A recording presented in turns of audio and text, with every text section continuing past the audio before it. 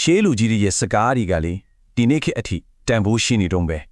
အဲ့ဒီထဲမှာတကယ့်ကိုမှတ်သားစရာပညာဉာဏ်တွေအများကြီးပဲဆိုတော့ဒီနေ့အဲ့ဒီတဲကမှလူတိုင်းအတွက်တကယ့်ကိုအသုံးဝင်မဲ့အစိုးတစ်ခုကြောင့်အတူတူကြည့်ကြရအောင်ဒါမရှိဘဲနဲ့မစ်တဆင်းကိုဘယ်လိုဖြတ်ကူမှလဲဒါကရိုးရိုးလေးမြင်လိုက်ကဲမဲကွန်းတစ်ခုလို့ထင်ရပေမဲ့လေကျွန်တော်တို့ရဲ့ဘဝခရီးလာနဲ့တော်တော်လေးကိုတဆိုင်နေပါတယ်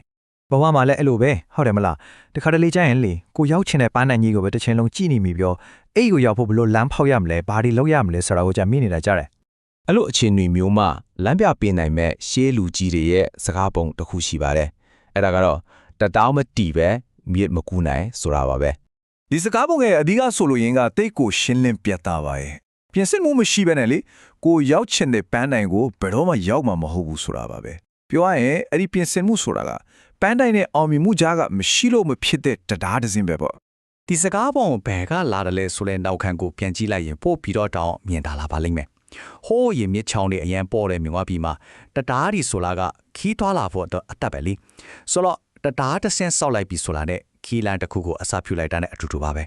ဒီတော့လိုရမယ့်အဆင့်တွေကရှင်းရှင်းလေးပါအဆင့်1ပန်းနိုင်ကိုတတ်မှတ်မယ်